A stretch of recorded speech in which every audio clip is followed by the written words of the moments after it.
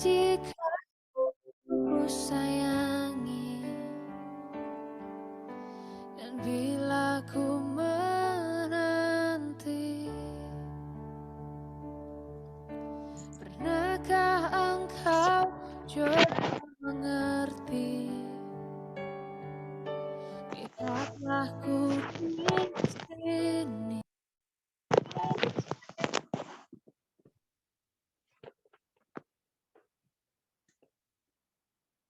Selamat sore teman-teman, apa kabarnya semua? Sore hari ini kita kembali ketemu di format bincang-bincang seru dengan Reli dengan tema kepatuhan konsumsi obat pada penyintas rematik autoimun. Sambil menunggu teman-teman yang lain, kita mulai acaranya ya. Acaranya nanti lebih santai, jadi kita ingin mendengarkan sharing-sharing dari teman-teman semua, baik yang mungkin odapus lama maupun odapus baru. Dan ini juga tidak hanya untuk kasus lupus ya, untuk kasus-kasus autoimun yang lain juga boleh silakan sharing. Pernah nggak sih teman-teman ini tidak patuh obat? Kalau misalnya pernah, apa efek yang dirasakan? Dan mungkin juga bisa diceritakan juga berapa lama tidak patuh obatnya ini, misalnya loss obat itu berapa lama, kemudian efek yang ditimbulkan itu apa.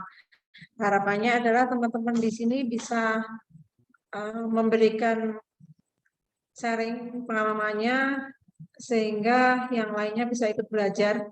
Oh ternyata kalau misalnya kita tidak patuh obat itu ada efeknya seperti itu.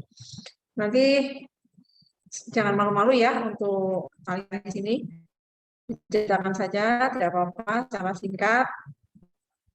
Semoga nanti pengalaman itu akan menjadikan pelajaran berharga bagi yang lain. Baik, untuk yang pertama-tama, kenapa Reli memilih tema ini adalah salah satu kriteria atau salah satu parameter untuk kita bisa mencapai remisi itu adalah dengan tertib minum obat. Karena seperti kita tahu, ini adalah penyakit kronis yang memang belum ditemukan untuk obatnya, obat untuk menyembuhkan secara 100%, tapi hanya bisa dikendalikan. Nah, dikendalikannya adalah dengan obat. Sehingga kalau kita tidak patuh minum obat, dengan sendirinya si lupus itu tidak ada yang mengendalikan atau kurang terkendali, dan efeknya bisa kemana-mana karena dia bisa bersifat sistemik. Mungkin kita akan tampilkan beberapa infografis yang mendukung acara pada sore hari ini. Kalau bisa ditampilkan.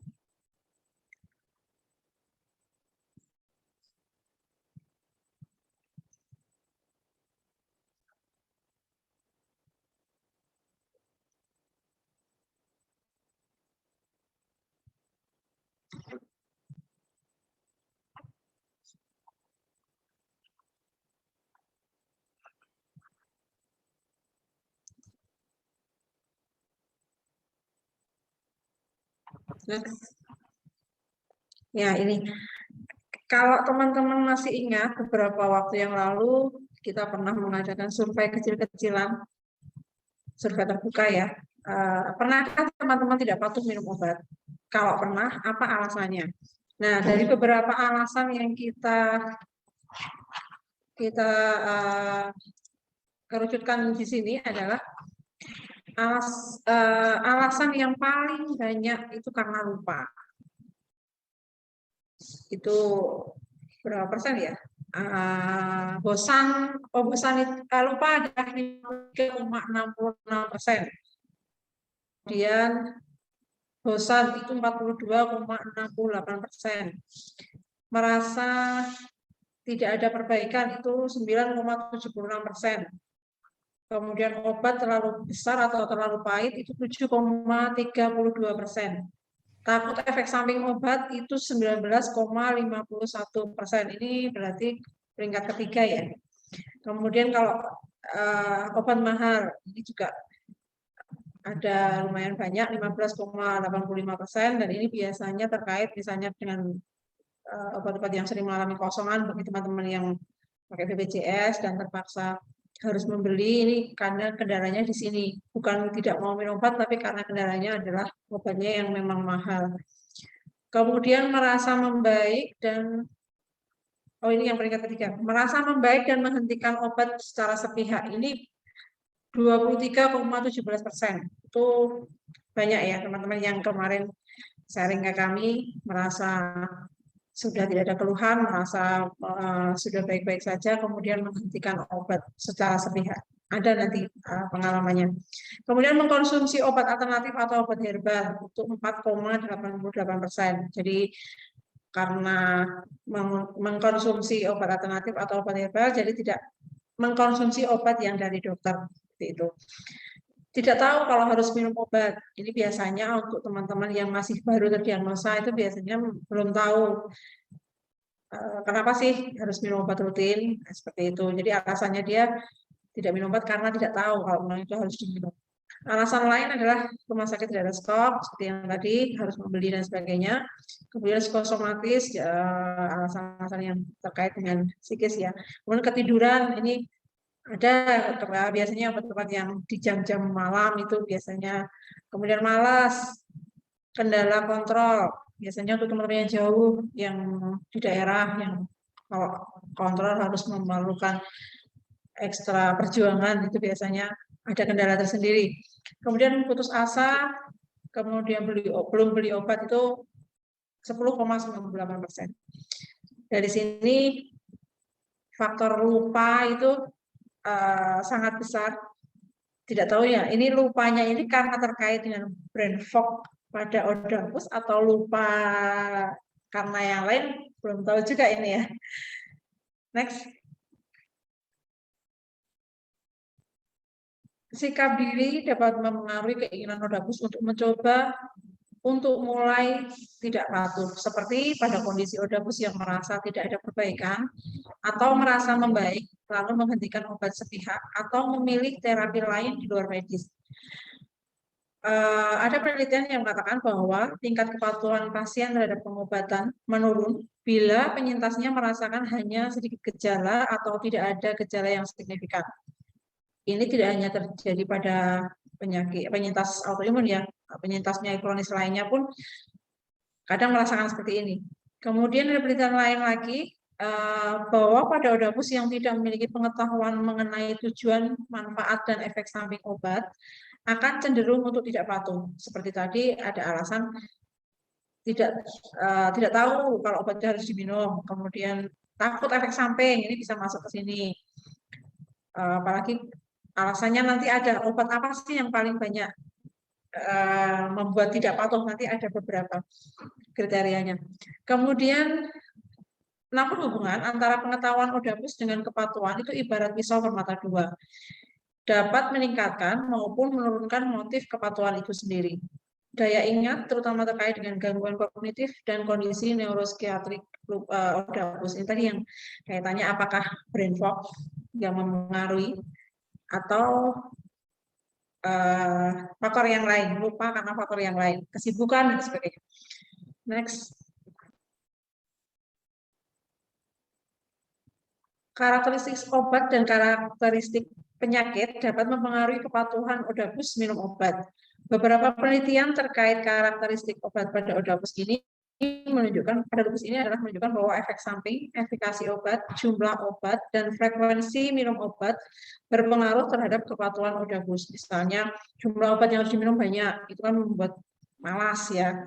Kemudian tapi ini juga ada juga pengalaman yang sharing ke saya itu justru karena obatnya sudah minimalis. Metilprednisolon 1 kali 4 mili diminum seminggu sekali, dia juga tidak patuh karena alasan dia lupa. Kemudian MTX, itu biasanya teman-teman yang minum MTX itu kan ada hari-hari tertentu di mana ada jadwal MTX, itu kadang-kadang lupa. Kemudian frekuensi minum obat yang misalnya malam, frekuensi obat yang harus minum malam itu biasanya faktor ketiduran dan sebagainya itu juga mempengaruhi di sini. Kemudian pilihan Odapus untuk menjalani pengobatan dengan pembiayaan mandiri umum tanpa asuransi ataupun jaminan kesehatan juga berdampak pada kepatuhan Odapus dalam membeli dan mengkonsumsi obat yang diresepkan. Ini tadi ada pengalaman dari salah seorang teman yang awal-awalnya beliau berobat secara umum sehingga kebutuhan obat dan kepatuhan terjaga, tetapi karena sesuatu hal, dalam hal ini adalah pandemi, mengalami ada PHK, ada dirumahkan tanpa gaji, sehingga membuat teman kita ini tidak bisa membeli obat. Kemudian mengusahakan untuk menggunakan BPJS. Nah, pada saat rentang waktu BPJS kan tidak bisa langsung digunakan ya teman-teman, ada rentang waktunya. Nah, pada saat rentang waktu kita belum bisa menggunakan BPJS itu, beliau ini tidak minum obat. Nanti ada apa namanya efeknya seperti apa yang ada. Next.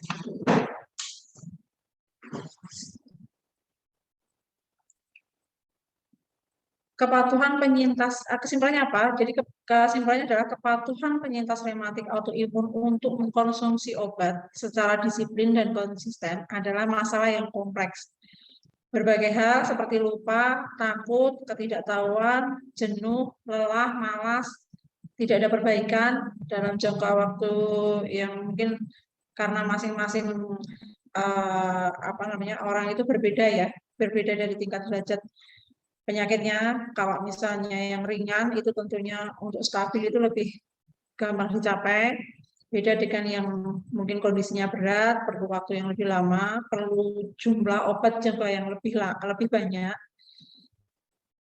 sehingga kadang-kadang ini mempengaruhi, kok saya sudah minum obat sekian lama tidak ada perubahan atau malah nambah keluhan. Nah, itu membuat jadi malas minum obat.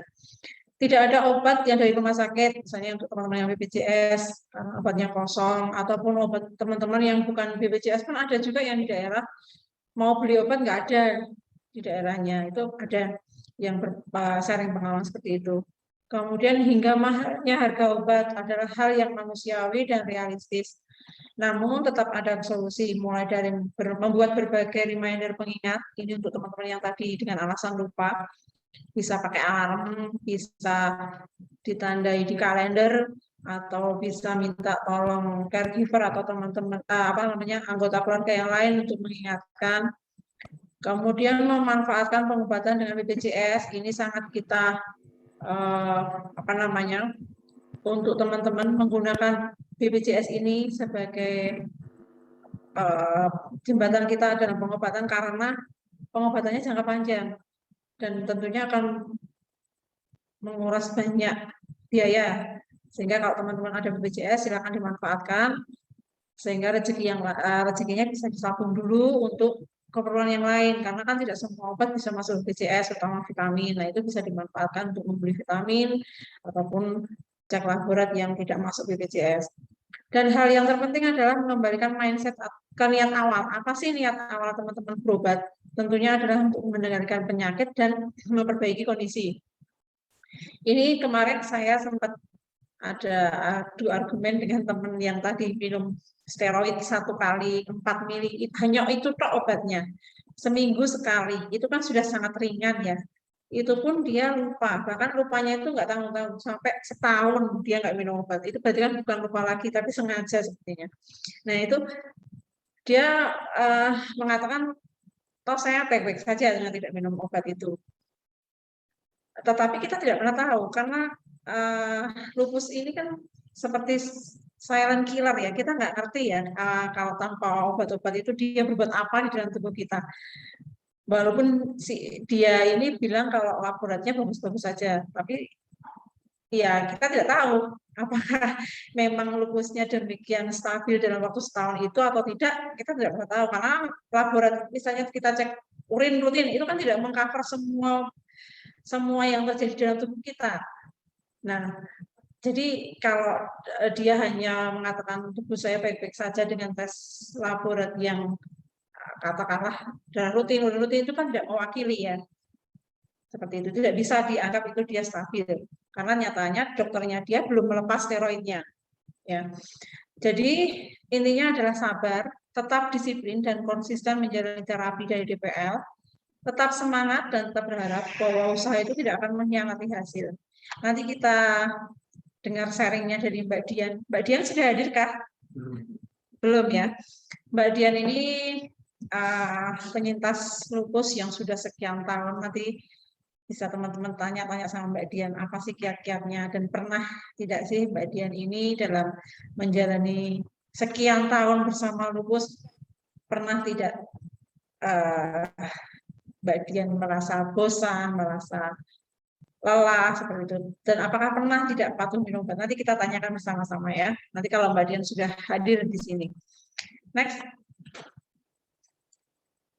Ini obat apa sih yang sebenarnya membuat teman-teman malas atau tidak suka minum obat? Ternyata yang paling banyak itu golongan kortikosteroid. Kortikosteroid itu seperti methylprednisolon, prednison, apalagi. Yang paling sering itu ya yang dikeluhkan teman-teman ya. Alasannya adalah satu, pahit, rasanya pahit. Ini methylprednisolon dan termasuk nama-nama yang lain ya, seperti nama patentnya ada tidak menyebut merek, tidak boleh menyebut merek, dengan nama-nama yang lain, tapi golongannya adalah kortikosteroid. Nah, ini biasanya mengeluhkan karena pahit. Kalau sebenarnya kortikosteroid ini misalnya keluhannya karena pahit bisa diantisipasi dengan memasukkan dalam kapsul. Ini kan kecil ya, biasanya obatnya itu dan kecil, dipotek terus dimasukkan ke kapsul. Kapsulnya bisa beli di apotek. Jadi tidak merasa pahit. Tetapi cara ini tidak bisa untuk semua obat ya. Jadi ini hanya untuk obat-obat yang memang boleh dihancurkan atau digerus atau dipotek. Karena ada beberapa obat yang memang harus ditelan utuh. Nah, ini nggak bisa pakai cara ini. Tapi setidaknya kortikosteroid dengan alasan bahwa pahit bisalah diantisipasi dengan cara tadi. Yang kedua adalah imunosupresan atau DMARD. Ini teman-teman biasanya alasannya adalah mahal. Untuk yang misalnya BPJS kemudian pas stoknya kosong, atau buat teman-teman yang tidak pakai BPJS, ini memang mahal. Golongan imunosupresan atau DMARD ini memang mahal. Jadi itu yang menjadi salah satu alasan ketidakpatuhan. Yang ketiga adalah ini anti malaria itu hidroksikloroquine, kloroquine itu yang sering kita gunakan dalam pengobatan ikut ke DMARD sekarang ya. Nah, ini memang pahit, teman-teman. Yang sudah pernah mendapatkan tentu alasannya biasanya pahit dan sering kosong. Apalagi ketika kondisi kemarin COVID itu hilang dari peredaran. Nah, kemudian yang lain adalah obat-obat yang lain. Obat-obat yang lain itu macam-macam ya. Alasannya ada yang karena rasanya atau baunya.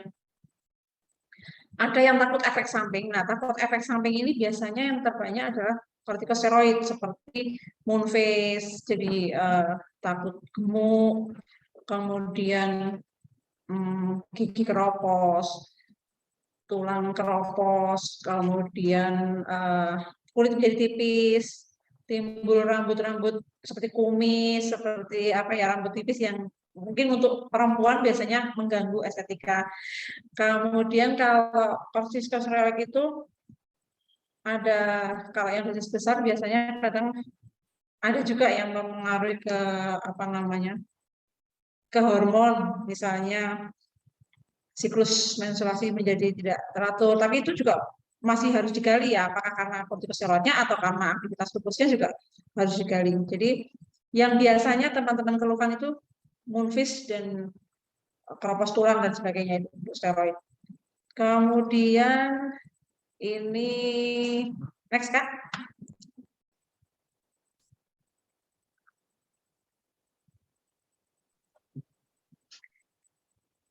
Nah, ini kortikosteroid merupakan obat-obatan maupun obat-obatan lain memang untuk mengatasi penyakit autoimun memiliki efek terapi dan efek samping. Namun dengan tekad yang kuat untuk mencapai remisi, ODAPUS dan DPL akan bersama-sama berusaha meminimalisir dosis pengobatan pada dosis yang paling minimal yang bisa ditolerir. Ini adalah tentang kortikosteroid biasanya. Kortikosteroid itu memang pada awal-awal pengobatan diberikan untuk mengatasi peradangan yang terjadi. Ketika peradangan yang terjadi itu sedang aktif-aktifnya, jadi sedang kondisi yang berat misalnya ya, ada nyeri-nyeri dan sebagainya, dosisnya memang lebih tinggi daripada ketika kita sudah stabil, karena memang untuk meredakan peradangan. Samping untuk penyebatan sebelum DMARD bekerja dengan sempurna.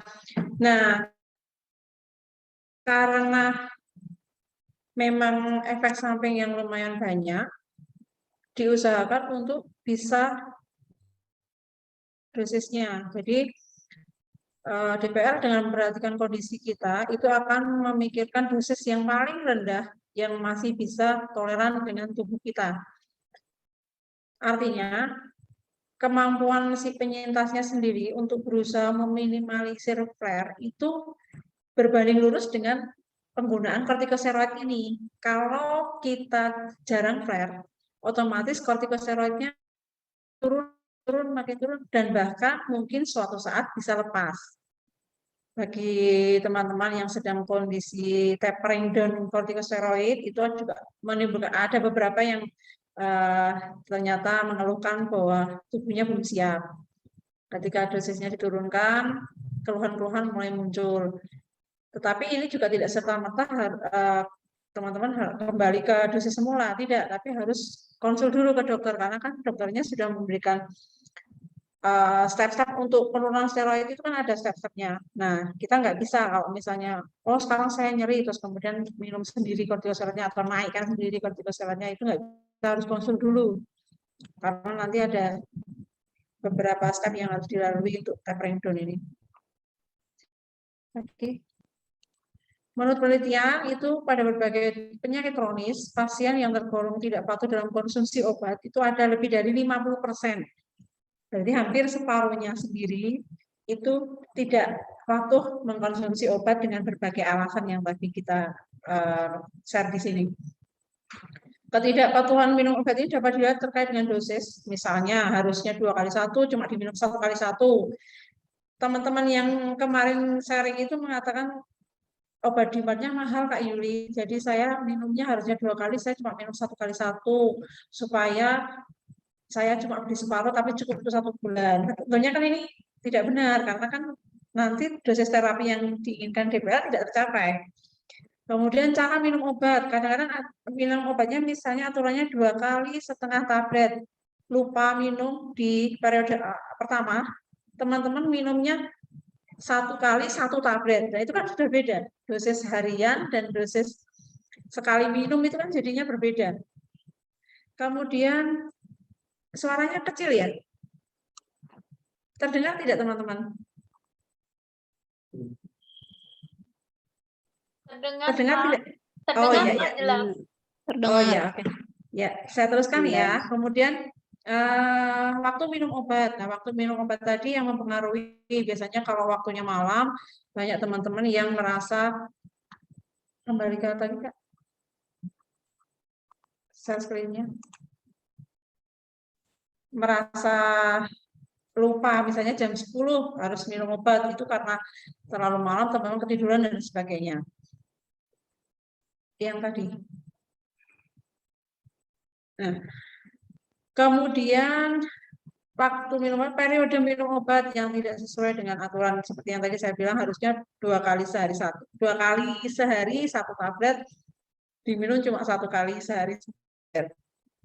Harusnya seminggu sekali minum, nggak tidak minum sama sekali. Nah, itu tentunya target terapinya akan tidak tercapai. Jenis-jenis ketidakpatuhan meliputi kepatuhan yang disengaja, misalnya akibat biaya pengobatan.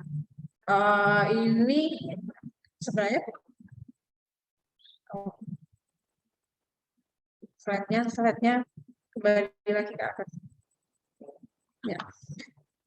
Sebenarnya ini tidak sepenuhnya salah teman-teman ya, terkait memang kalau kebetulan BPJS-nya memang sedang stoknya kosong, harus minum obat, dan di luar memang biaya untuk pembelian obat itu sangat tinggi, tidak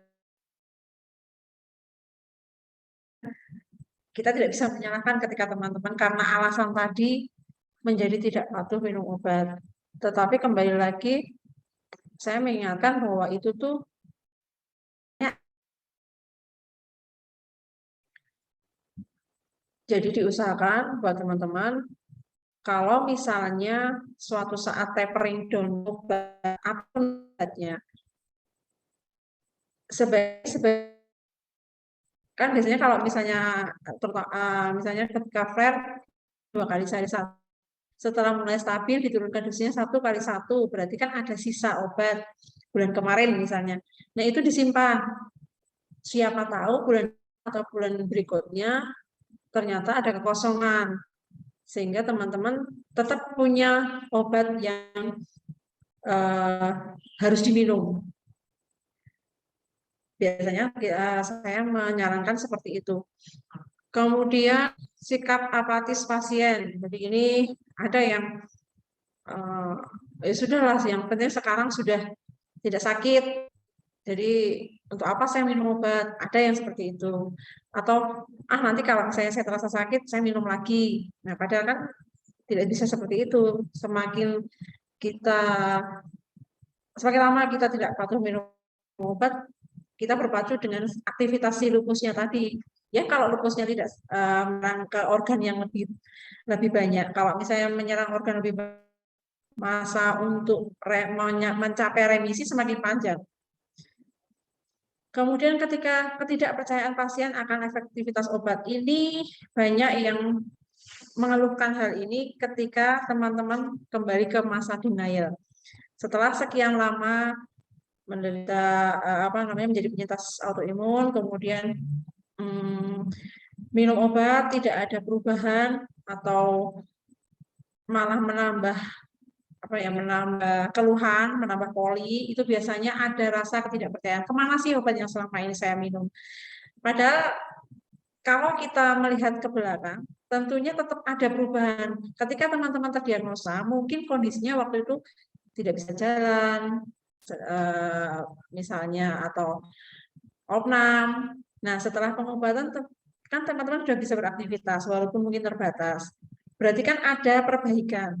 Nah, ketika nambah polin, itu kemungkinan memang lupusnya aktif dan menyerang ke berbagai organ yang lain. Nah, itu kita tidak bisa memprediksi juga karena untuk efek terapi ini kan masing-masing orang berbeda. Jadi misalnya dokter memberikan obat A kepada Kak Afrat misalnya, dengan memberikan obat A kepada saya misalnya, itu kan respon masing-masing itu berbeda. Jadi misalnya dalam waktu setahun kok Kak Alfred sudah menunjukkan perbaikan, sedangkan saya tidak. Ini misalnya pada kasus yang sama-sama lupus nephritis misalnya, dengan obat yang sama. Nah, dokter kan perlu mengevaluasinya tidak dalam jangka waktu yang pendek. Jadi membutuhkan evaluasi jangka panjang. Kadang-kadang teman-teman nggak sabarnya di sini ini.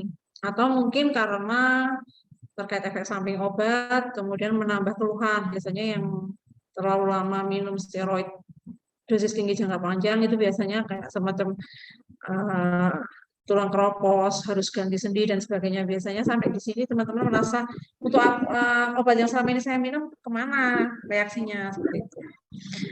Maupun pengetahuan yang tidak disengaja, misalnya karena pasien lupa minum obat, ketidaktahuan akan petunjuk pengobatan, seperti tadi 2,5 kali karena lupa di periode awal, terus dirapel di periode terakhir menjadi 1 kali 1. Nah itu kan untung tidak overdosis ya, padahal kan jelas overdosis untuk 1 kali minum ya. Kemudian kesalahan pembacaan etiket obat, ini juga ada. Kadang-kadang teman-teman itu di grup bertanya ke kita, Kak ini cara minumnya bagaimana? Nah, kenapa tidak ditanyakan pada waktu di farmasi ketika terima obat? Teman-teman merasa nggak enak untuk bertanya, soalnya teman yang lain antri. Nah, padahal pada saat kita menerima obat itu adalah saat yang paling krusial untuk kita bisa tahu obat saya apa, untuk apa, aturan pakai bagaimana, dan mungkin efek samping yang timbul seperti apa. Karena pada saat itu kan teman-teman berada di farmasi, di mana farmasi itu yang memegang resepnya teman-teman. Tidak jelas bisa ditanyakan langsung ke dokternya juga. Sedangkan kalau kami di grup itu ketika teman-teman bertanya dan tidak menfoto etiketnya, aturan pakai yang di plastiknya itu biasanya, kita juga susah untuk menjawab. Karena kan kita tidak pegang resepnya, kita tidak tahu etiketnya, seperti itu. Makanya ketika teman-teman menerima obat di farmasi, silakan digunakan waktunya untuk bertanya kalau misalnya ada yang kurang jelas, termasuk cara penggunaan obatnya seperti apa. Itu hak pasien untuk bertanya. Kemudian dampak ketidakpatuhan minum obat jelas akan flare, baik dalam jangka waktu pendek maupun jangka waktu panjang. Ada beberapa teman yang merasa saya baik-baik saja, setahun tidak minum obat, toh tidak flare, tetapi kita tidak pernah tahu kalau ternyata di dalam itu lupusnya bisa menyerang lebih banyak organ. Ini terjadi pada salah satu contoh adalah Kak Eni dari Klaten yang pernah sharing ke kita, merasa baik-baik saja, 2 tahun tidak minum obat, ternyata di tahun ketiga flare, setelah dicek ternyata sudah sampai ke ginjal, sampai ke paru-paru, ke jantung, endokrin, karena sekian lama tidak minum obat. Tapi memang pertanda flare-nya itu baru muncul setelah sekian tahun loss obat. Kemudian resistensi obat, tentunya ini kalau teman-teman tidak patuh seperti dosisnya. Dosisnya harusnya 2x1, diminum hanya 1x1 dengan berbagai alasan yang tadi disebutkan. Tentunya efek terapi yang diharapkan tidak sama atau tidak dicapai. Ataupun juga tubuh adaptasinya menjadi kacau karena dengan dosis yang gonta-ganti dalam apa namanya secara tidak teratur tadi, kita seperti minum steroid, minumnya secara sembarangan, tidak sesuai dengan resep dokter, tentunya bisa resisten karena gini, resistennya bukan seperti antibiotik ya. Jadi gini, ketika kita flare minum obat 2x1, kemudian belum dinyatakan stabil, kita sudah menurunkan dosis sendiri. Ketika flare kembali, belum tentu dosis yang tadi semula, yang 2x1 itu relevan untuk kita. Seperti itu gambarannya. Bisa menjadi lebih tinggi ataupun menjadi lebih banyak lagi obat yang harus kita minum. Itu salah satu kerugian kalau kita tidak patuh minum obat. Ataupun perburukan prognosis penyakit. Seperti yang tadi saya bilang, contohnya Kak ini tadi, tadinya hanya menyerang sendi, ketika tidak patuh minum obat dalam jangka waktu sekian tahun, ternyata lupusnya sudah sampai ke organ-organ yang vital. Niat pasien sehat dan mencapai tujuan pengobatan bersama DPR adalah kepatuhan dalam konsumsi obat. Sangat dibutuhkan niat yang sangat kuat, karena kita memang penyintas autoimun ini tergantung dengan obat, sampai kita memang dinyatakan remisi. Remisi sendiri juga ada 2 macam, remisi total dan parsial. Ketika kita remisi parsial, obat akan banyak berkurang, bahkan obat-obat yang harus kita minum itu adalah obat-obat maintenance, tentunya tetap harus diminum, karena kalau tidak diminum ya resiko flare juga akan tetap ada.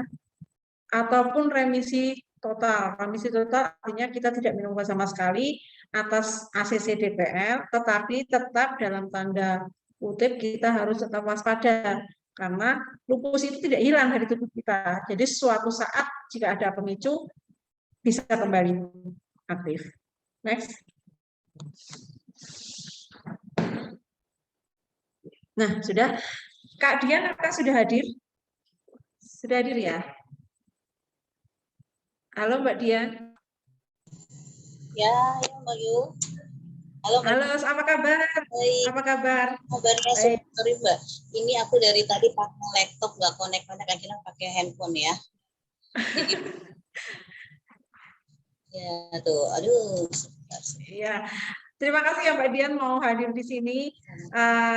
Tadi saya sudah menjelaskan sekilas tentang kenapa sih kita memilih tema hari ini. Tetapi itu kan secara teori ya, walaupun itu juga berdasarkan sharing teman-teman. Nah, teman-teman di sini ingin mendengar langsung sharingnya Mbak Dian. Mbak Dian ini dalam berapa lama jadi penyintas autoimun? Saya tahun ini yang insya Allah ke 32 tahun, Mbak. 32 tahun, wow. Bisa bisa diceritakan Mbak Dian awalnya itu seperti apa? Dokter Finda dulu. Kita sebelah Bu Rahma. Kan ada 2 dokter, Bu Rahma, dokter Fenda. Nah, dokter Fenda saya kan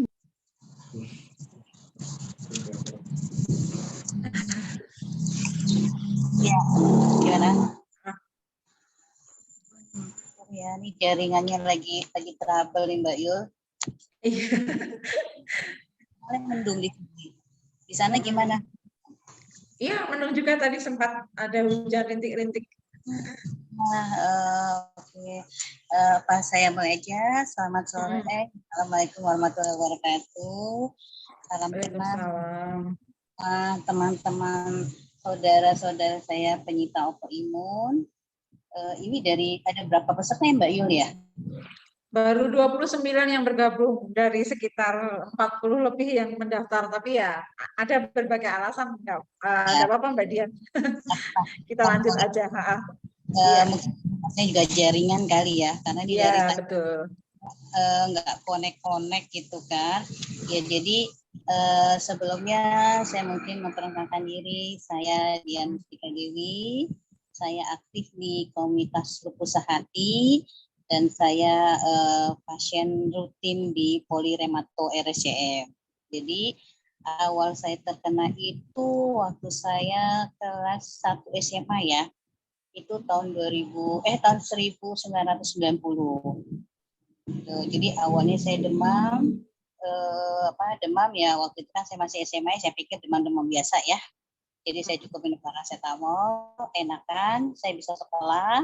Pulang sekolah saya kembali demam, kembali lagi minum paracetamol. Akhirnya sampai 1 empeng saya minum paracetamol, itu tidak ada perubahan. Nah akhirnya kejadian di malam hari tuh. Di malam hari sekitar jam 12 saya itu sudah mulai benar-benar kaku, sudah tidak berdaya. Dan waktu itu kan dokter masih langka ya, tahun 90. Saya juga kenalan dokter seperti sekarang, akhirnya kita coba ke dokter 24 jam. Nah, dokter 24 jam, akhirnya dokter 24 menyarankan minum obat dari saya.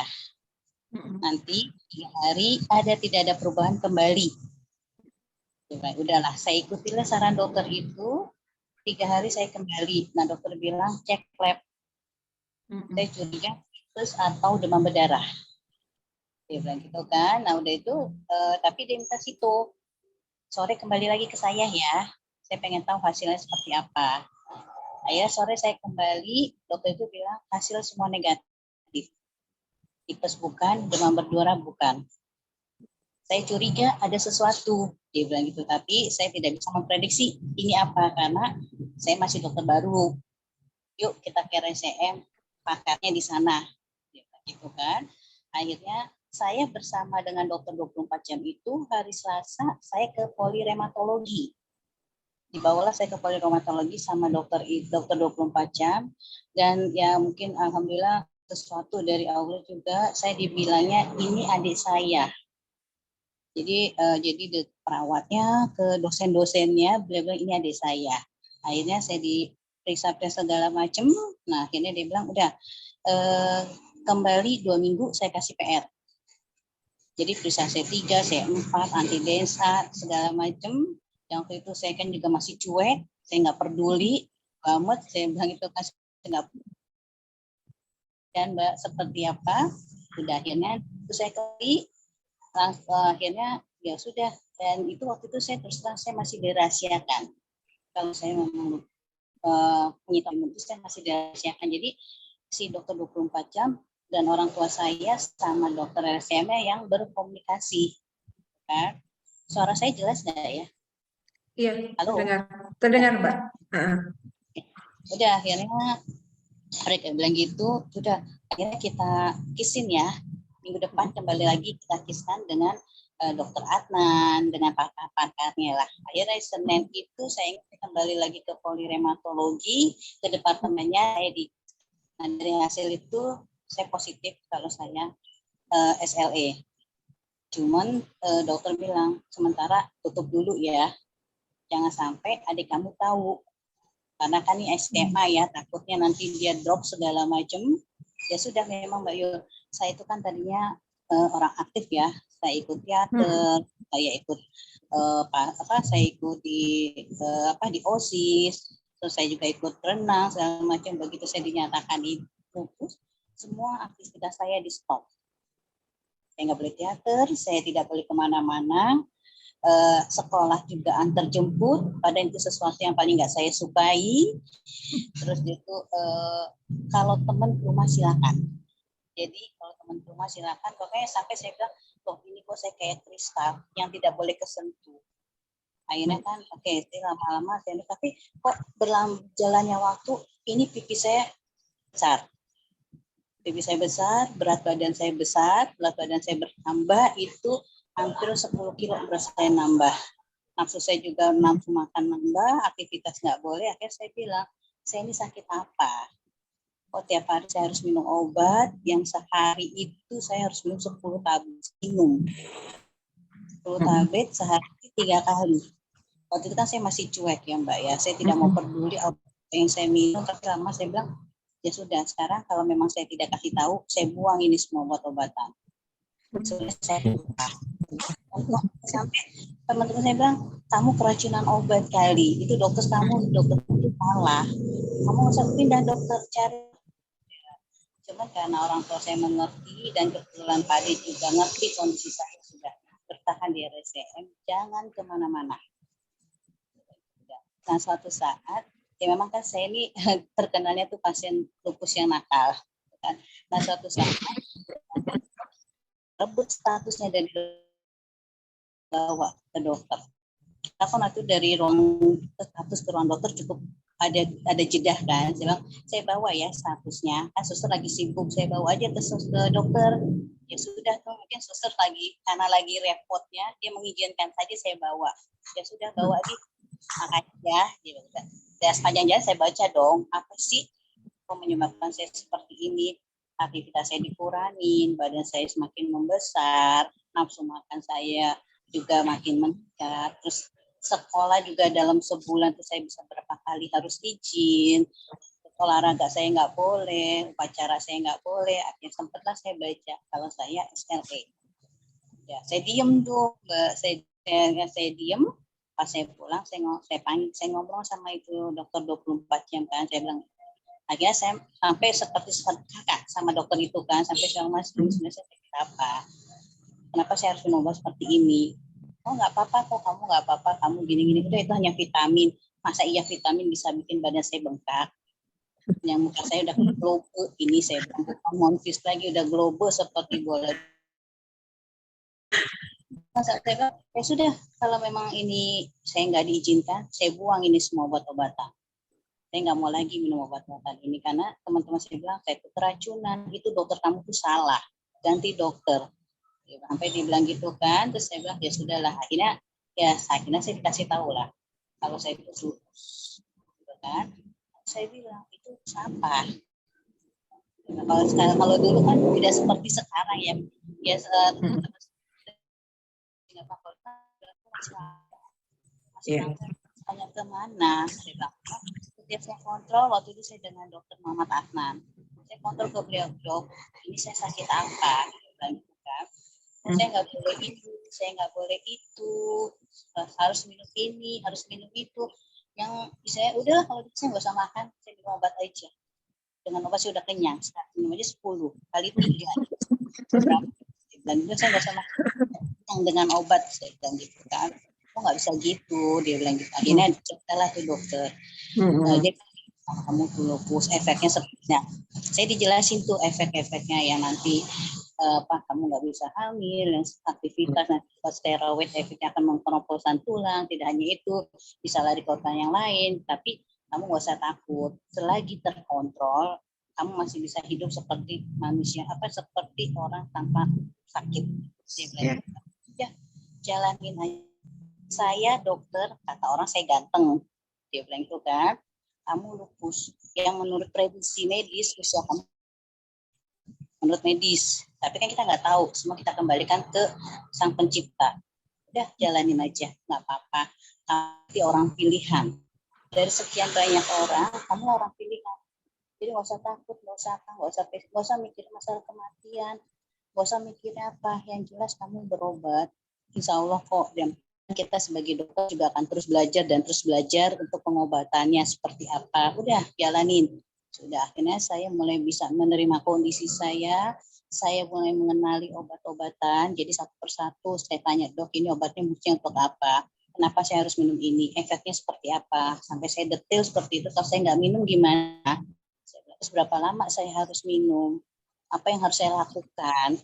Ya. Terus saat saya drop, apa yang saya harus lakukan? Ya, terus saya harus pakai payung setiap hari. Saya harus pakai sunblock. Saya bilang, iya, itu harus. Payung sunblock sahabat kamu. Bukan berarti kamu, ya saya jelasin, bukan berarti kamu tidak boleh kena matahari. Kamu boleh kena matahari, tapi tidak secara langsung, ya. Jadi tetap jendela rumah, jendela kamar kamu buka. Jadi jangan beranggapan, tuh itu nggak boleh kena matahari, langsung kamar kamu tutup rapat. Kamu nggak mau kemana, kamu berdiam diri di rumah, itu salah. Jadi tetap kamu bisa aktivitas seperti biasa. Cuman yang biasanya 100% kamu bikin 50. Nah yang berat-berat kamu kurangi. Sebelum pergi 30 menit sebelumnya kamu pakai sunblock. Keluar rumah di saat siang hari kamu pakai payung. Udahlah biar aja orang kuncinya satu orang bicara seperti apa. Bilang kamu saudara bodo amat. Jadi maksud saya jadilah kamu orang yang cuek dalam arti kata nggak peduli dengan omongan orang. Karena ini untuk kepentingan kamu. Jadi kamu gak usah mikir, saya gendut, saya nggak cantik. Saya ini gak usah mikir bicara seperti yang sekarang kamu pikirkan kesehatan kamu yang kamu pikirkan. Mau kamu monfis, kamu juga bukan artis, kamu bukan selebriti, kenapa harus mikirin masalah itu? Dia bilang, udah, yang penting kamu sehat. Kamu bisa kembali sekolah. Nanti dok, saya nggak bisa sekolah dong. Kamu tetap bisa sekolah. Yang penting ikuti anjuran kita. Rajin kontrol, rajin obat. Jangan rajin kontrol, obat nggak diminum. Sama juga bohong. Ya. Jadi harus seimbang. Antara kontrol dan obat harus seimbang. Dan kamu juga harus mengatur pola hidup kamu. Nah, udah akhirnya saya, oke dok, kalau gitu saya jadi dokter untuk diri saya sendiri ya. Dia bilang, jadilah dokter untuk diri sendiri. Dalam arti, kamu harus mempola kehidupan kamu, belajar hidup sehat, pola makan diatur, aktivitas diatur, kontrol dengan rutin, obat dengan rutin. Satu, jangan lupa berdoa, karena itu kuncinya. Semua kita kembalikan ke Sang Pencipta. Jadi kamu nggak usah mikir, udah akhirnya ya berjalan, alhamdulillah teman-temannya, saya bisa kuliah, saya bisa menyelesaikan SMA, saya bisa menyelesaikan kuliah, dan kuliah saya juga seperti kuliah kedokteran yang lama, hampir saya di DO, karena banyaknya mata kuliah yang saya ambil per semester. Jadi memang saya ngambil per semester, so saya nggak mau banyak ngambil mata kuliah. Gitu kan. Jadi ya sudahlah semampunya aja. Orang tua juga bilang udah semampu kamu aja, jangan memaksakan diri. Daripada memaksakan diri kamu jadi drop, dia bilang udah semampunya. Akhirnya sampai saya dipanggilkan kampus, kamu udah tinggal 1 semester lagi, kamu harus menyelesaikan, kalau enggak kamu kena DO. Kan jadi karena saya waktu kuliahnya di negeri, jadi kan kalau negeri saya minimal kalau 5 tahun saya nggak, saya kena DO. Nah, akhirnya saya bilang, ya kan, kuliah saya udah kayak kedokteran. 5 tahun saya baru selesai kuliah. Jadi ya sudahlah, biarin aja, nggak apa-apa. Udah, saya patuh tuh Mbak, tuh teman-teman saya patuh, saya rajin minum obat, tapi terboring ya. Ada rasa bosan, ada rasa capek, ada rasa kesel. Itu memang akhirnya sampai saya bilang sudahlah. Jadi saya tiap pagi saya minum saya bilang ya Allah, ini dengan obat ini saya mohon saya disembuhkan. Jadi saya tidak bilang dengan vitamin ini tolong sembuhkan saya. Jadi kadang saya bilang dengan coklat ini, dengan permen ini tolong sembuhkan saya. Melalui vitamin inilah tolong sembuhkan saya supaya saya juga bisa beraktivitas, supaya bisa juga berguna untuk sesama. Dan gitu kan, terus ya udah akhirnya para dokter bilang sudahlah kamu bikin aja suatu komunitas, kamu satu grup sesama, jadi kamu bisa sharing-sharing, bisa saling menyemangati, kamu merasa tidak diri kamu sendiri, gitu kan. Nanti juga kamu bisa berbagi pengalaman, berbagi informasi. Ya sudah lah, akhirnya saya ikuti tuh saran mereka kan. Akhirnya sudah saya bisa hidup. Nah akhirnya ini sampai alhamdulillah Mbak, jadi alhamdulillah teman-teman semua dari 2090, dari 90 sampai dengan tahun 97, sampai dengan 2019 itu sampai dengan Maret saya alhamdulillah tidak ada apa-apa. Jadi jantung saya bagus, mata saya bagus, organ-organ lain yang saya semua bagus, tidak ada masalah. Nah, nggak tahu kenapa timbullah rasa boring saya. Itu tuh bukan, itu tahun 2018 saya udah mulai bosan. Saya sudah mulai bosan. Sama 2018 saya benar-benar bosan. Saya benar-benar semua yang namanya obat tanpa sepengetahuan dokter. Tanpa sepengetahuan DPR. Saya tetap kontrol, saya tetap apa kan, saya tetap periksa lab. Tapi pasti periksa lab yang mengarah lupus saya tunda. Begitu. Saya bilang, duh, ini udahlah nggak usah lah, duh, capek saya ngumpul, gitu kan. Ya sudah, tapi obat kamu minum nggak, Mak? Iya, obat saya minum. Ya, akhirnya 1 tahun tuh saya benar-benar saya lepas obat, steroid tidak saya minum sama sekali. Pokoknya semuanya obat saya tinggal.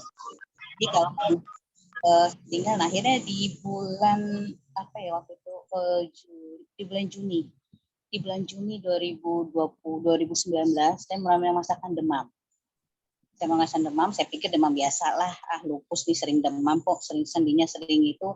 Udah saya izin kantor, saya nggak masuk ke kantor. Saya izin, saya minum paracetamol, kan saya tetap masih menghindari obat-obat lupus, masih saya hindari.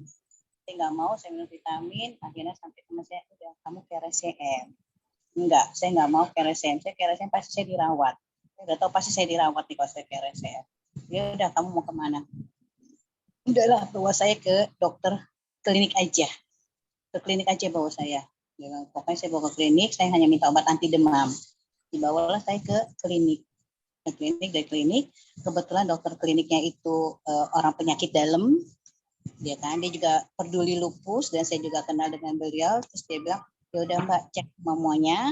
Dia bilang itu cek semuanya. Akhirnya malamnya saya dikabarin, Mbak, sorry ya, bukan saya nggak mau nangani, kembali ke RSCM. Kembali ke RSCM. Kita di sini nggak bisa nanganin apa-apa karena penyakit Mbak ini bukan penyakit biasa. Kita klinik kecil yang tidak bisa menangani. Bukan saya nggak mau nangani, saya bisa nangani, tapi fasilitas saya di sini tidak ada. Kan badan kan udah pasien RSCM. Udahlah, kembali ke rumah sakit asal. Dia bilang gitu. Udahlah, akhirnya selesai ngomong itu, akhirnya teman datang itu nengok Mbak, saya sudah tidak kenal orang. Saya udah mulai sama. Saya udah nggak tahu datang, saya udah nggak tahu sama sekali, dan saya sudah mau diajak ngomong apa, saya jawabnya apa. Akhirnya dia bilang gitu kan. Nah, akhirnya ya sudahlah, kita bawa ke rumah sakit asalnya. Nah, di rumah sakit asal tuh saya udah mulai nggak sadar Mbak. Pokoknya saya udah mulai nggak sadar, sudah nggak ingat siapa yang bawa saya, kejadian apapun saya sudah tidak ingat. Ya kan saya dibawa sampai di rumah, sampai di IGD rumah sakit, turun dari ambulan untuk naik ke tempat tidur, itu saya jatuh. Nah setelah saya jatuh, udah saya nggak sadarkan diri semenjak itu. Dari situ saya sadarkan diri, ya sudah akhirnya DPR semua, akhirnya DPR turun, dilihat akhirnya udah, wah ini nggak bisa di ruang biasa, ini harus masuk HCU karena kondisi saya tidak sadar. Akhirnya dibawalah, akhirnya saya dirawat di ruang HCU. Itu saya dirawat di HCU kurang lebih 3 atau 4 hari. Itu benar-benar saya tidak sadar, tidak panas. Setelah saya mulai siuman, saya dibawa ke ruang ranap. Di ranap pun saya saya tidak kenal siapapun yang datang. Sampai DPL yang datang, sampai saya bilang itu siapa, gitu kan. Terus sampai handphone pun saya nggak bisa mainkan handphone, sampai handphone ditarik sama dokter kan. Sampai saya bilang, di rumah sakit jorok banget sih, banyak semut. Nah, saya bilang, mana ada semut, ini banyak semut di pojok sana. Halusinasi saya macam-macam. Di pojok sana banyak semut, di pojok sana di rumah sakit jorok banget sih, banyak semut, gitu kan. Sampai saya nggak bisa tidur. Jadi siang saya bikin malam saya bikin siang, dan saya benar-benar nggak berdaya. Gitu kan, sampai saya transfusi, yang selama ini saya selalu menghindari itu namanya transfusi. Gitu kan. Jadi ya transfusi untuk menghindari saya dengan makan makanan, jadi jangan sampai HB saya rendah. Selama ini HB saya alhamdulillah di atas 12 gitu kan. Nah, kemarin itu udah habis-habisan.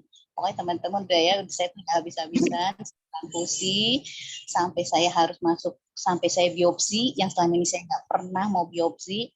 sampai saya harus siklo yang selama ini yang selalu saya hindari. Jadi saya nggak mau biopsi. Nah, ya kemarin tuh karena saya udah gak berdaya, jadi apapun yang DPL kasih ya sudahlah saya pasrah gitu kan. Dan mereka tidak memikir efek dari obat-obatan itu, yang penting nyawa tertolong. Kan? Dan akhirnya lambat waktu, berjalannya waktu, saya mulai ciuman, saya mulai sadar, saya sudah mulai mengingat orang. Sampai itu saya handphone tuh saya kayak anak kecil yang baru belajar handphone. Jadi sama sekali saya tidak bisa mengoperasionalkan handphone. Jadi untuk manggil, untuk nyimpen, untuk menerima itu handphone saya sama sekali tidak bisa. Untuk mencari nama di handphone itu saya tidak bisa. Sampai saya pun untuk bangun tuh saya harus belajar lagi. Jadi untuk bangun saya bisa tuh saya harus sampai saya dipanggilkan terapi di rumah sakit, sampai diajarkan saya cara duduk, diajarkan saya sampai berdiri. Jadi pertama saya belajar itu saya jatuh. Akhirnya kita pelan-pelan, jadi saya belajar, kebetulan tempat tidur saya di pojok dekat jendela ya, jadi udah kamu dari tempat tidur, kamu duduk dulu, uncang-uncangin kaki, setelah itu kamu pindah pelan-pelan ke kursi. Nah dari kursi, kamu pelan-pelan merembet-merembet ke tembok. Jadi jalan lewat, jangan langsung turun. Kalau langsung turun kamu pasti jatuh, karena kaki kamu masih belum kuat, lutut kamu masih belum kuat, jangan sampai itu jatuh. Dia bilang, saya bilang, jangan sampai jatuh. Ya udah saya jalan. Akhirnya satu saat saya pengen ke kamar mandi. Bilang, udahlah yuk bantu saya untuk saya ke kamar mandi. Akhirnya apa? Baru saya turun di tempat tidur saya jatuh. Bukan? Dia kata tuh kan, saya bilang jangan turun dulu, Mbak, jangan turun dulu, kondisi belum stabil. Oke, saya naik lagi. Besokannya lagi saya masih mencoba lagi, saya main kamar mandi. Saya pengen bersih-bersih di kamar mandi karena hampir sebulan saya nggak nyentuh air, hanya dilap dan dielap kan. Saya ke kamar mandi, ya sudah sampai kamar mandi pun saya jatuh lagi. Terus keluar dari kamar mandi, di tengah jalan mau ke tempat itu juga saya jatuh lagi, gitu kan. Jadi itu memang benar-benar, tapi alhamdulillah itulah kunci dari saya, gitu kan. Jadi pengalaman yang benar-benar pahit sampai dokter DPL bilang, Mbak, jangan terulang lagi ya. Bikin kita stres. Bagi pelaku, ya dok saya juga nggak mau. Tapi 29 tahun Mbak Dian aman. Kenapa sekarang jadi begini? Ini satu, kenapa? Kecerobohan Mbak Dian untuk minum obat. Ya, akhirnya sebenarnya saya kena ke apa sih dok? Kok sampai saya seperti ini? Lupus Mbak Dian udah ke NPSLE. Ya. Tipis kalau di sistem lupus ternak. Jadi si lupusnya ini sudah lari ke saraf, gitu kan. Ya ini sudah berat, nah, makanya badan tidur, kita bangunin, kita pukulin juga nggak sadar, nggak bangun-bangun. Jadi ya ini pelajaran ya, jangan sampai terulang lagi. Dia bilang, saya nggak mau sampai ini terulang lagi, gitu kan. Akhirnya ya udah ya dok saya kapok. Akhirnya saya udah rutin dan alhamdulillah teman-teman Januari 2021 saya sudah lepas steroid. Jadi sampai sekarang saya sudah tidak minum steroid lagi. Tapi ya saya ngikutin dokter lah, apa yang kata dokter saya jalani sekarang. Jadi ya ini cerita dan pengalaman pahit. Jadi saya minta sama teman-teman jadilah lupus yang sejati. Gitu. Jadi walaupun bagaimana obat-obatan tetap jadi sahabat kita. Walaupun nanti ada masanya untuk dikurangi atau mungkin bisa di stop. Tapi jangan sekali-sekali menyetop dengan kemauan sendiri, dengan alasan nanti kita nggak cantik lah, muka kita ditembem lah. Tapi kan sebagai seorang DPL mereka punya pertimbangan ya, apa yang harus dikasih, apa yang harus di stop, terus efek-efeknya juga pasti mereka akan mempertimbangkan. Jadi ini pengalaman saya, jadi saya mau mudah-mudahan tidak terulang untuk saya dan untuk teman-teman yang lainnya. Gitu. Amin. Mungkin ada dari teman-teman yang mau sharing atau mau bertanya-tanya, mudah-mudahan saya bisa menjawab. Iya, terima kasih sekali ya Mbak Dian ya. Sehat-sehat terus ya. Pengalamannya sangat Benar-benar pengalaman yang paling indah itu Mbak Yuli dan teman-teman semua. Ya, waktu itu kita dengar dari Dokter Ana ya tentang kondisinya Mbak Dian. Jadi Kenapa seperti itu kan kita ketemu waktu kita ketemu di Kalbis itu kan posisinya Mbak Dian sehat. Mbak Dian Ya, waktu itu kita waktu kerjasama di Kalbis itu Mbak Dian masih yang ingat ya. Ha-ha. di WLB ya. Iya itu kan makanya kaget ketika ada berita seperti itu kenapa terus kita konfirmasi ke dokter anak iya minta doanya saja gitu dan terima kasih sekali Mbak Dian sudah mau sharing ke sini karena biasanya teman-teman nih kalau belum melihat atau mendengar sendiri dari orang yang pernah mengalami itu biasanya tidak percaya Mbak Dian. Terima kasih nanti kalau misalnya ada teman-teman yang mau bertanya berkenan menjawab ya Mbak Dian ya. Insya Allah kalau nanti saya jawab Pak Dewi. Iya, terima kasih ya Mbak Dian. Ke teman-teman, ada Mbak Herawati yang mau bertanya. Mari Kak Hera silahkan kalau mau bertanya ke Mbak Dian. Halo, Assalamualaikum Mbak Dian. Halo, Assalamualaikum. Ya, Waalaikumsalam. Ya, Mbak. Mbak Dian, waktu nggak bisa jalan tuh disebab karena apa, Mbak Dian? Karena lemes, karena lupusnya lagi flare up. Apa karena habis koma apa gimana ya? Ya, habis koma. Salah satunya habis koma. Soalnya gini, kisah Mbak Dian hampir sama kayak Hera juga sih kalau masalah bangun saya dulu juga gitu, Mbak. Waktu saya habis koma, saya kan nggak bisa bergerak. Ya. Sama sekali nggak bisa jalan kayak gitu kan. Jalannya mulai lagi kayak anak kecil yang mau rangkak kayak gitu.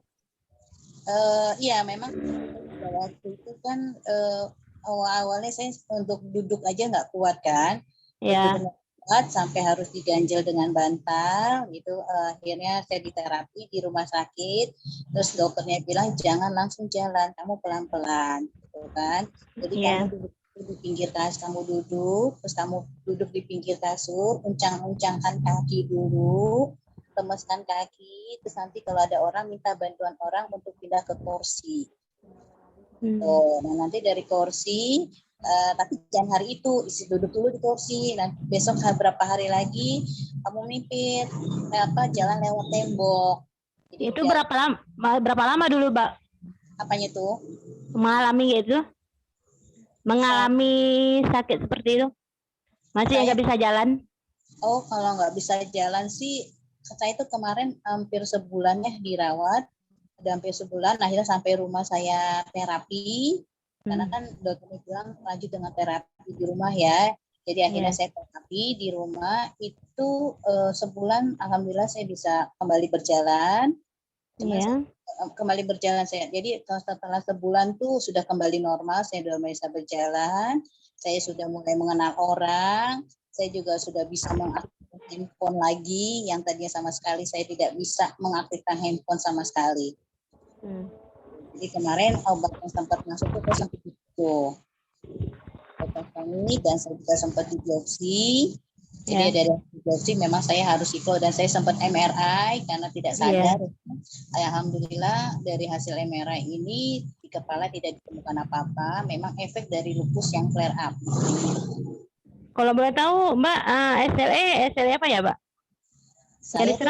Yang diserang apa itu? Sebelum saya koma tuh saya hanya serang ke sendi. Saya juga punya HNP. Nah, saya punya HNP, tapi begitu saya drop, akhirnya saya dinyatakan lupus NPSLE, nephritis psikiatri sistemik lupus erythematosus. Jadi lupus yang menyerang ke saraf. Itu yang menyebabkan tidak sadar. Oh ya Allah. Benar-benar perjuangannya Mbak ya? Ya benar-benar perjuangan Mbak Irani. Itulah saya pun nih udah bolak-balik juga sih masuk rumah sakit gitu. Terus? Cuma HB-nya ini belum masih naik turun terus dari kemarin. HB-nya berapa ya? Kalau sekarang sih udah 9,9. Cuma sering drop dia. Oh gitu. Mbak Jana. Oh, HP-nya sekitar itu ya. Kalau saran saya, coba deh dibantu dengan mengkonsumsi makanan karena dasarnya pun karena kan saya ini saya selalu membantu dengan makan makanannya, jadi bukan berarti dengan herbal ya.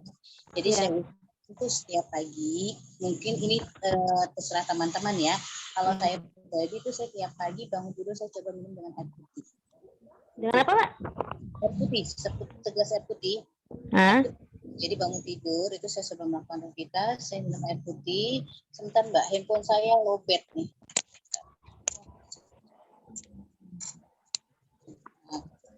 Saya minum dengan air putih. Setelah itu saya karena kita muslim ya, saya langsung sholat. Nah, habis sholat itu saya coba minum minyak zaitun. Ya, Minyak zaitun dimasukin dalam air putih. Kenapa? Minyak zaitun dicampur ke air putih. Oh enggak. Jadi kan bangun tidur nih. Bangun tidur kita sebelum melakukan aktivitas itu kita saya minum minum air putih, segelas air putih yang sudah saya inepkan malam ya. Iya. Itu biasa aja inepkan. Nah, nanti setelah itu sholat subuh, habis sholat subuh saya minum minyak zaitun. Itu aja minyak zaitun saya minum. Yang kemudian saya minum susu. Jadi saya tuh benar-benar akhirnya sekarang saya mulai terolah.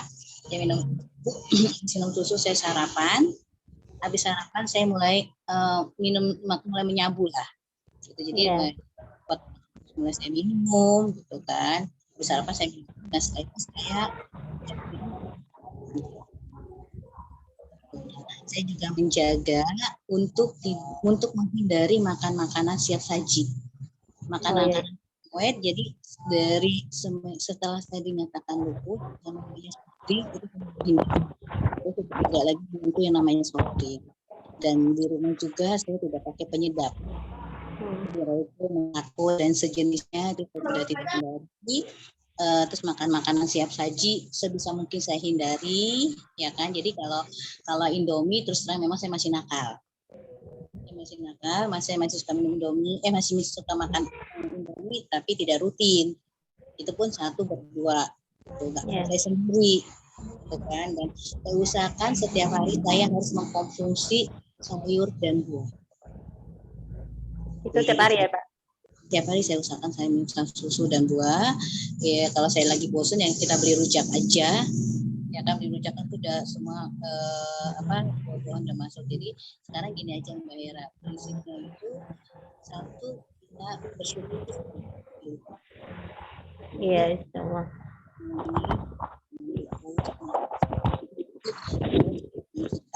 Kita termasuk orang-orang pilihan dan jangan sekali-kali menyesali kalau kita ini orang autoimun. Ya, insya Allah sih enggak. Jadi tetap semangat dan kita harus berpikir positif. Jadi kalau bisa Mbak Hera punya satu perkumpulan. Jadi saya dengan perkumpulan terserah Mbak Hera mau ikut banyak kan nih perkumpulan yang Mbak Hera merasa nyaman. Jadi di perkumpulan itu kan kita bisa saling berbagi, dan bahkan saat kita kontrol pun kita bisa janjian. Iya, betul. Kontrol gitu kan. Jadi kita kan tahu sendiri kan, kita jam 2 jam kita di rumah sakit. Butuh waktu untuk kita kontrol, ya kan. Nah, jadi saat kontrol kita janjian, jadi kita ada teman, kita bisa saling berbagi makanan, ya kan. Syukur-syukur nanti kita bisa berbagi obat. Jadi misalnya kita datang seperti Mbak Yuli bilang, kalau seandainya kita kelebihan dosis atau dosis diganti, diturunin atau kita diganti obat, berarti kan ada obat lebih. Iya. Itu jangan kita jual. Kalau saya rencananya kemarin mau ngumutin ke Reni, cuma karena belum pulang ke Wisma Atlet, belum sempat juga tuh. bisa ke satu komunitas. Iya, karena di sini kawan-kawan ada juga yang belum nggak ada minum itu, udah saya nanya kan di ini nggak ada yang minum. Jadi rencana saya mau ituin ke Reli, cuma karena ada di kabupaten, jadi saya belum pernah ke sana. Emang Mbak Hera? Saya di Aceh, di Banda Aceh, iya. Obat dengan siapa? Di Aceh kan ada DPL. Ada Dr. Marani sama Dr. Epa. Oh, Marani dengan Dr. Eva ya? Iya. Oh, mereka udah kembali ke Aceh sih ya? Iya, Dr. Marani mah ini dah. Kalau Dr. Marani udah lama kan selesainya. Ya, kalau Dr. Eva baru. Iya, Dr. Eva baru kemarin dia. Iya. Berarti udah aman ya, udah ada DPL di sana ya. Udah aman. Dulu saya di Batam nggak ada DPL juga, kambuh juga, drop juga saya. Tapi pakai BPJS kan, Mbak? Hah? Pakai BPJS kan berobatnya? Iya, alhamdulillah di sini pakai BPJS semua gratis. Oh, alhamdulillah. Yang penting itu karena pengobatan autoimun tuh lumayan. Iya, betul. Ya sudah, nanti kalau kita bisa Oke. jalan. Ya. Oke, makasih ya, Mbak. Ya, makasih Mbak Elga, Kak Ella untuk Yuk. sharingnya. Masih ada yang mau bertanya ya tadi, yang raise hand? Ada yang mau bertanya dengan siapa ya? Atau Mbak Seti. Tapi singkat ya teman-teman, karena ini waktunya sudah agak sore dan masih ada beberapa teman-teman yang mau sharing juga. Satu pertanyaan lagi ya untuk Mbak Dian ya dari Mbak Septi Haryati. Kak Septi mohon bertanyanya yang singkat ya supaya nanti ada tempat juga untuk teman yang lain. Silakan Kak Septi. Ya, Assalamualaikum Bu Dian. Iya. Katanya tadi steroidnya diberhentikan itu. Memang suruh dokternya disuruh berhenti. Iya, suruh dokternya. Nggak mau sendiri. Minum obat steroid diberhentikan itu selama 3 bulan, malah kena ginjal saya yang ini bermasalah sempat karena mati. Jadi steroidnya boleh diberhentikan itu, apa ada pengganti obat lain selain steroidnya? Yang pertama, steroid saya diberhentikan, satu dokter melihat dari hasil-hasil lab saya yang sudah mendukung untuk kedua, memang saya dikombin dengan obat-obatan gitu. Dan ketiga, kemarin dokter bilang ya sudah yuk steroid sama dilakukan. Kalau memang hasil aman, kita lanjut. Hasil tidak aman, kembali gitu.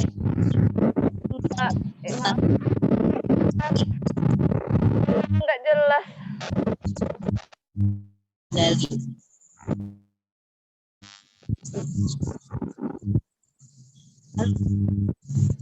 Gini aja Kak Septi, mohon maaf saya potong ya. Mungkin nanti Kak Septi bisa chat untuk bisa dijawab oleh Mbak Dian ya, karena ini ada gangguan sepertinya, gangguan teknis. Mbak Septi nanti chat aja, nanti biar Kak Dian membalas by chat gitu ya. Oh boleh, nggak apa-apa Mbak Yul, silakan Mbak. Iya. Buat teman-teman mungkin yang mau bertanya dengan Mbak Dian, karena kita tidak bisa memfasilitasi untuk semuanya, boleh bertanya lewat chat ya. Saya akan memberikan kesempatan untuk teman-teman yang lain yang akan sharing juga.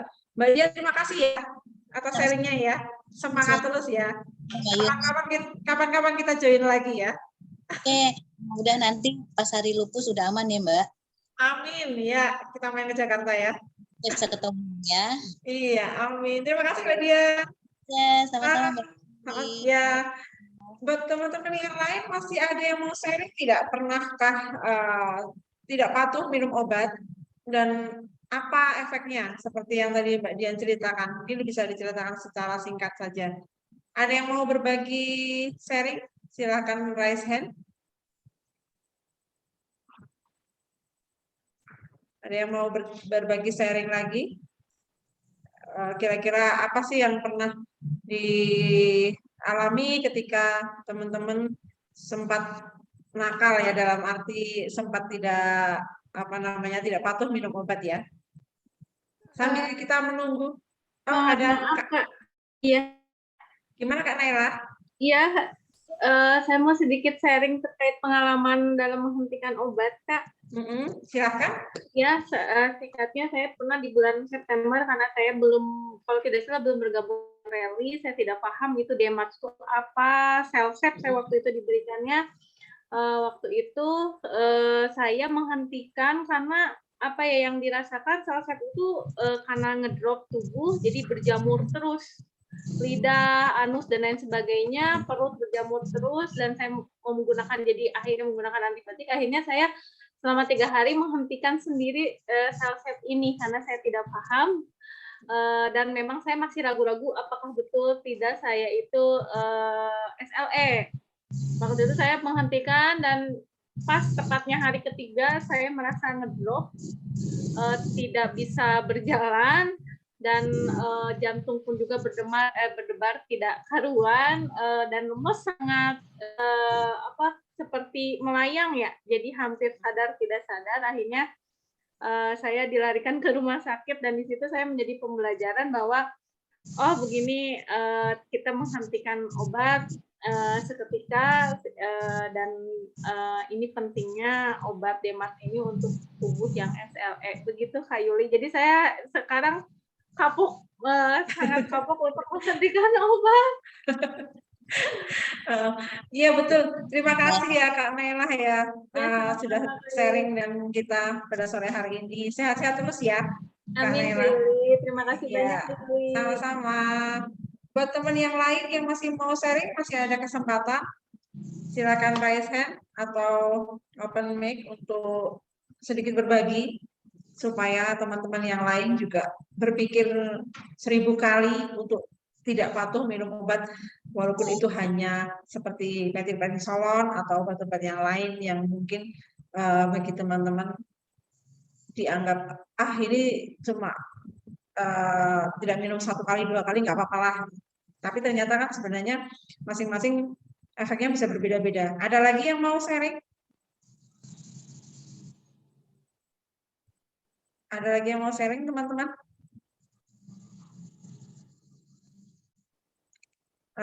Kalau tidak ada titipan sharing dari teman-teman Kak Afri?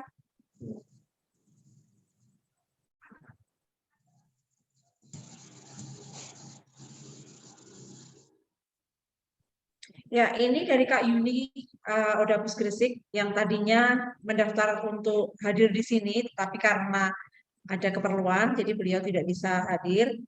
Ini beliau ini tidak patuh minum obat. Sudah 2 tahun, alasannya adalah 2 tahun obat dan ada rasa bosan. Seperti tadi Mbak Dian pernah juga mengatakan bahwa ada satu fase ketika Mbak Dian sangat ya. Dan artinya sudah merasa tidak ada keluhan. Pernah mencoba dikit-dikit kena matahari dan ternyata nggak apa-apa gitu. Tapi setelah sekian lama itu terjadi, ternyata efeknya sangat luar biasa. Badan kembali seperti waktu terdiagnosa, jadi lemas, tidak bisa apa-apa, tidak punya tenaga, bahkan duduk di bawah mau berdiri tidak kuat, kepala sakit dan badan ngilu-ngilu. Nah, ini dari Kak Yuni Gresik yang memberikan kesaksian bahwa ketika mencoba untuk tidak minum obat, ternyata efeknya kembali lagi kepada fase awal saat terdiagnosa. Sehingga pada saat ini terjadi, mau tidak mau pengobatannya pun harus kembali dari awal. Dosisnya lumayan tinggi, kemudian mungkin juga obat lain sesuai dengan gejala yang dirasakan. Next, ada lagi Kak Afat? Mbak Yuli, sebentar Mbak Yul. Iya, gimana? Memang kalau kita tidak patuh obat, selain kita kembali ke pengobatan awal, bisa jadi akan timbul efek yang lain.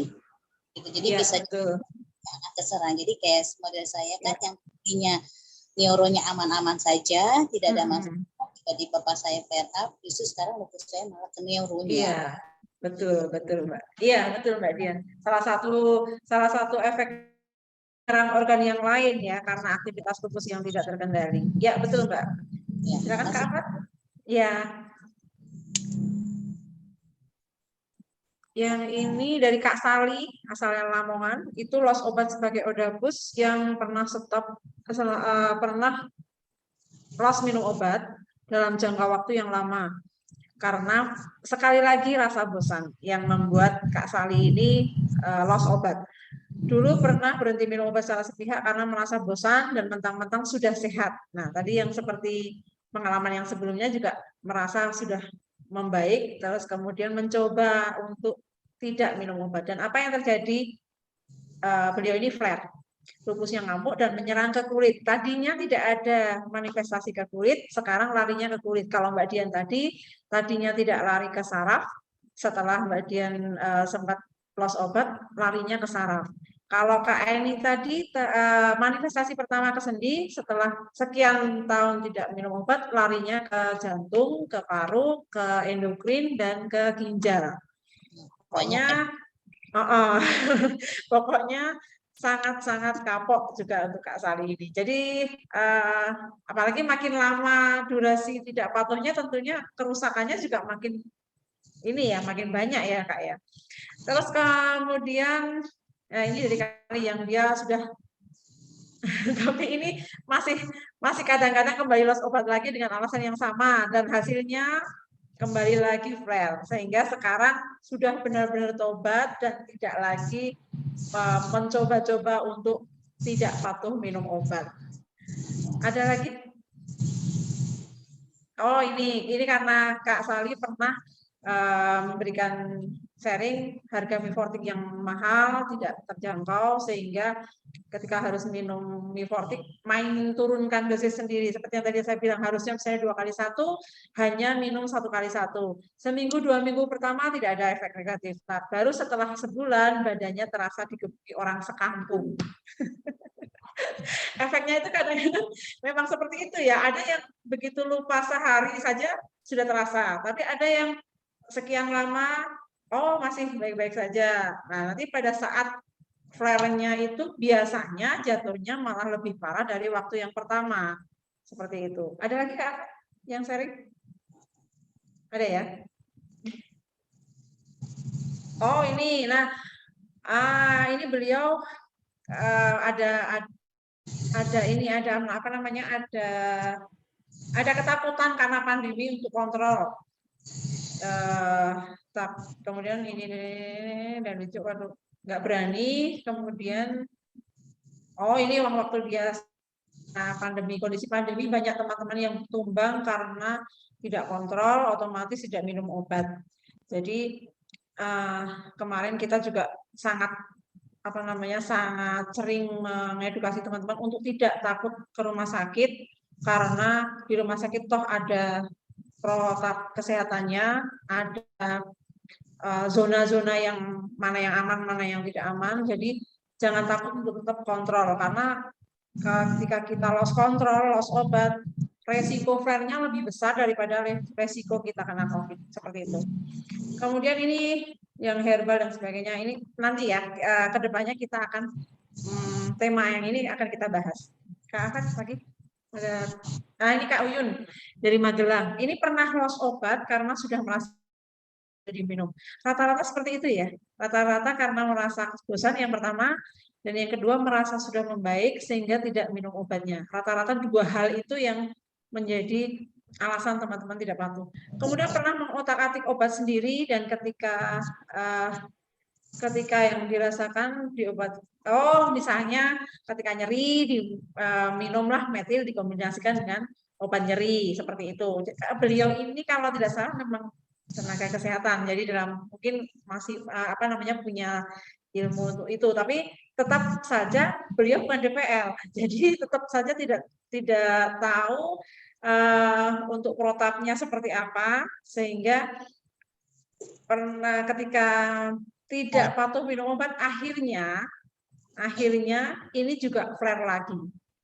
Malas obat juga pernah dialami ketika malas kontrol. Nah, ini pernah mencoba ke alternatif juga, karena penyakitnya kok tidak pernah sembuh, lama tidak sembuh. Jadi beliau ini sempat ke alternatif juga, tapi hasilnya juga nihil.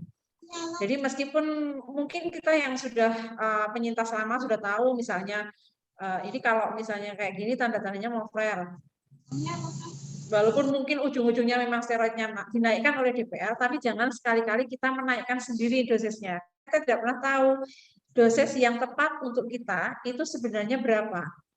Kan sesuai dengan kondisi belum tentu kalau flare yang kemarin saya dosisnya 16 mili, sekarang ketika saya flare juga 16 mili, belum tentu. Jadi ketika teman-teman merasakan ada keluhan atau ada tanda-tanda flare, konsul dulu, sehingga DPR yang menentukan berapa dosis yang perlu kita minum. Jadi jangan mengkombinasikan atau mengutak-utik dosis obat sendiri. Next, masih ada? Sudah ya? Nah, Baik, seru sekali ya sore ini kita berbincang-bincang, terutama karena ada Mbak Dian di sini yang sudah sekian lama. Berapa tahun tadi? 32 ya? 32 ya Mbak? Ya, 32. Nah, buat teman-teman yang di sini yang masih setahun, 2 tahun, 3 tahun, atau yang di bawahnya Mbak Dian jauh, ini adalah contoh nyata seorang penyintas autoimun yang tetap bisa berkarya, bahkan mempunyai komunitas, mengedukasi teman-teman yang lain, memberikan semangat ke teman-teman yang lain. Setelah sekian lama bisa bersahabat dengan lupusnya ya Mbak Dian. Kadang-kadang teman-teman itu pesimis, apakah saya bisa hidup normal lagi? Bagaimana nasib saya ke depan? Terus kok ini sudah sekian tahun kok masih begini-begini saja. Ini lihat Mbak Dian, sudah 32 tahun teman-teman. Tentunya banyak suka duka ya Mbak Dian ya. Banyak suka duka yang dialami ya. Mbak Yuli, boleh nggak sesama teman-teman? Jadi pada masa pandemi ini ya, jadi jangan takut untuk kontrol, tetap kontrol. Karena kalau kita nggak kontrol, kita nggak tahu kondisi kita flare atau tidak, dan kita tidak bisa dapat obat-obatan. Jadi yang kita takuti bukan karena COVID-nya, justru yang kita takuti kalau lupusnya flare, itu yang kita takuti. Satu. Nah, terus kedua, saya minta juga dengan teman tidak usah mikir macam-macam. Insya Allah kita masih bisa berkarya, kita masih bisa berguna untuk orang banyak. Jadi jangan anggapan saya lupus, saya nggak bisa apa-apa, saya bukan manusia yang utuh, saya sudah tidak berguna. Jangan ada pikiran seperti itu dan jangan bicara masalah kematian. Semua kematian sudah ada yang ngatur. Yang selalu saya tekankan ke teman karena mereka selalu bilang, Mbak saya ini lupus, buat apa saya harus hidup, buat apa ini? Nah, berarti kita tidak menerima. Yang penting kita harus menerima kalau diri kita ini penyintas autoimun, entah itu autoimun apa aja, kita harus menerima. Nah, kalau kita sudah menerima, kita akan menjalani dengan enjoy. Kalau kita tidak menerima, itu kita akan terus bertentangan. Yang ada kita tidak akan sehat. Kan? Dan yang ketiga pesan saya jangan suka membandingkan si A, si B dan si C. Jadi dalam artinya gini, kok si A dikasih obat ini, saya nggak dikasih. Kok si A dosisnya segini, saya dosisnya segini. Itu jangan suka membandingkan. Jadi biarlah serahkan semuanya ke DPR karena DPR yang lebih tahu apa yang terbaik untuk pasien-pasiennya. Mereka tidak akan istilahnya dia tidak akan membuat pasien-pasiennya rugi. Jadi yang tekankan jangan sekali-sekali membandingkan antara si A, si B, dan si D. Jadi kita harus berpikir positif. Kita harus bikin enjoy. Apapun yang kita hadapi, insya Allah semua pasti akan ada solusinya. Jadi tetap hidup bersemangat ya teman-teman semua. Kalau memang ada yang mau ditanyakan, nomor handphone saya terbuka kok untuk siapa saja. Ya, nanti kalau ada yang tanya ya Mbak Dian ya, bisa saya share ya. Silakan. Iya, terima kasih teman-teman. Terima kasih sekali ya sore ini sudah bergabung di sini. Saya merasa sangat senang teman-teman bisa mulai sharing di sini. Ada Mbak Naila tadi yang sudah sharing dengan sempat tidak minum obat sekian lama dan akhirnya kembali ke masa awal, juga dari Mbak Dian, juga dari teman-teman yang titip sharing karena nggak bisa hadir di sini. Semoga apa yang tadi disaringkan bisa menjadi pelajaran bahwa kita tidak pernah tahu ujungnya kemana perjalanan kita ini. Kita tidak pernah tahu, tetapi kita sebagai manusia wajib berusaha yang sebaik-baiknya. Hasil akhirnya diserahkan kepada Yang Maha Kuasa ya Mbak Dian ya. Iya. Jangan takut, seperti kata Mbak Dian tadi, jangan takut karena kita dalam monitor DPR. Apapun itu, baik efek samping maupun nanti mungkin keluhan yang baru, semuanya akan dievaluasi oleh DPR. Sebelum menyudahi acara, ya. Oh iya, sebelum menyudahi acara, kita foto dulu ya teman-teman. Iya. Ya betul. Ada pus. Iya betul. Ini ada dari berbagai daerah ini Mbak Dian. Silakan teman-teman dibuka videonya, kita foto. Silakan Kak Afan untuk memimpin sesi foto. Baik, minta bantuan untuk teman-teman video ya. Kita ada 2 batch. Ada 2 slide ya. Ya.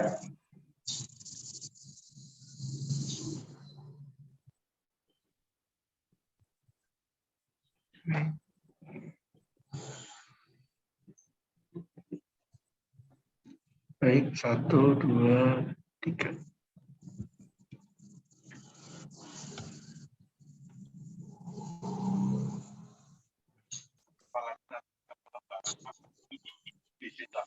Satu, dua.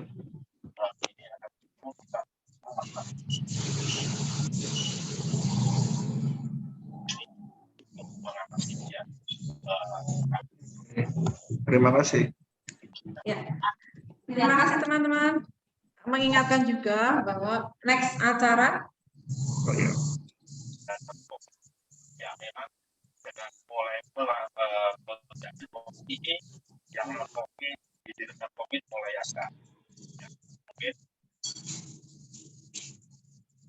Ya, habis.